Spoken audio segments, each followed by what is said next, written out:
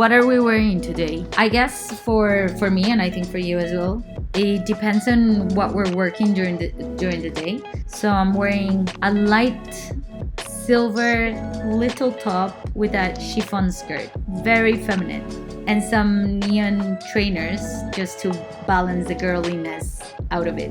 How about you? Well, I'm wearing a dress, so yeah, quite feminine. Also have a sweatshirt on. It's a bit cold in London. And trainers? Yes, trainers, of course. But always with the comfort. as we make our own textile, we end up empowering women and socially including marginalized communities that wouldn't be otherwise. So textile is probably the best way to describe why we're sustainable and have a positive impact. For years, we've been developing this new textile. It's our handmade stretch weave, where we use 100% natural rubber, upcycled yarn. This is the perfect combination.